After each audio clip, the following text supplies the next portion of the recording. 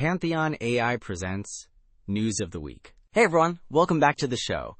We've got a packed week of news to dive into, covering everything from national security to international relations. It's been a busy one, right?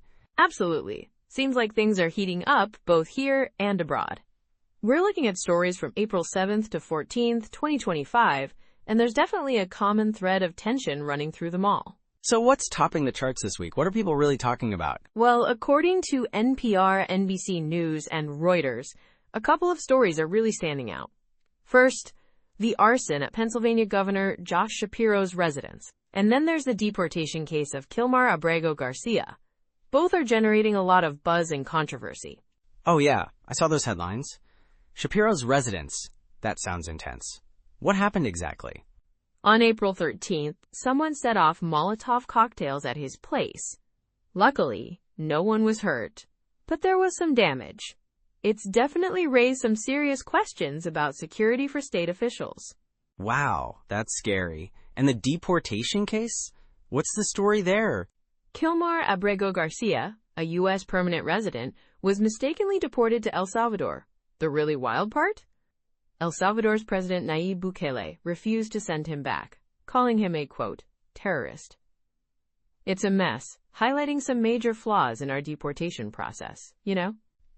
That's unbelievable. Okay, so security concerns and immigration issues are big this week. What else is on the radar? We've also got Harvard University in a standoff with the Trump administration. They're refusing to audit student viewpoints and change their DEI programs, and now they're facing the threat of losing billions in federal funding. Oh boy, that's a classic battle of academic freedom versus government oversight. What about internationally? Anything big happening overseas? Definitely. Israel proposed a new ceasefire for Gaza on April 14th, but the prospects aren't looking great. And China and Vietnam signed some major deals during Xi Jinping's visit, which is definitely a power move amid the U.S.-China trade tensions. So a ceasefire that might not happen and shifting alliances in Asia? Sounds like a typical week in global politics, unfortunately. So let's dig a little deeper into these stories, starting with the arson at Governor Shapiro's residence. What are the details we need to know? Right. It was overnight on April 13th. Shapiro said his family was evacuated around 2 a.m. The Pennsylvania State Police responded, and thankfully, everyone's safe. NBC News reported that the intruder hopped the fence and set off Molotov cocktails in 2 rooms. It really exposes some potential security gaps. Yeah, that's a major concern. It's not just about Shapiro. It's about the security of all state officials. What about the Kilmar Abrego Garcia case? What makes it so significant beyond the initial mistake? Well, legal scholars are worried about the precedent it sets. The fact that President Bukele is refusing to return him and calling him a terrorist, it's escalating things. It really brings the Trump administration's immigration policies and their impact into question. Absolutely. It's a human rights issue, and it's raising serious questions about due process. Now, Harvard versus the Trump administration, this feels like a long time coming. What are the core issues? It's all about academic freedom and diversity. The Trump administration wants to audit student viewpoints to address anti-Semitism and wants Harvard to change its DEI programs. Harvard's saying no way, and now they're potentially losing billions in federal funding. It's a high-stakes game of chicken. Definitely. It's a battle over principles and priorities. Okay, let's switch gears to something a little lighter. Sports. Paige Bueckers is expected to be the top pick in the WNBA draft. That's huge. Yeah. She led UConn to their first national championship in a decade. It's a major moment for women's basketball and a real cultural highlight. Totally. All right, back to the heavier stuff. Let's talk about Israel's new ceasefire proposal for Gaza. What are the chances of it actually working?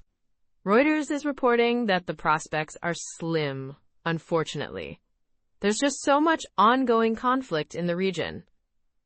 It's a critical story for understanding the Israeli-Palestinian conflict and its impact on regional stability, though. Sadly, not surprising. And finally, China and Vietnam signing deals. What's the significance of that in the bigger picture? It's all about shifting alliances.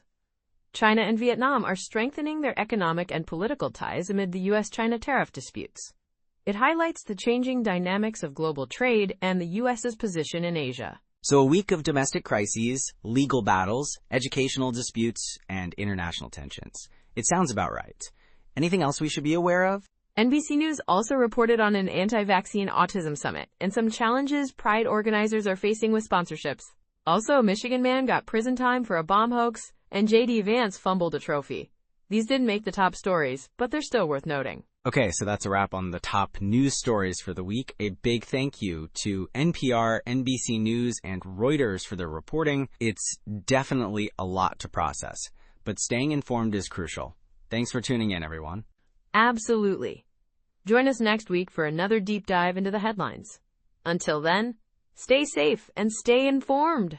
Pantheon AI, your information co-pilot. Because learning shouldn't feel like a full-time job. Take care and see you next time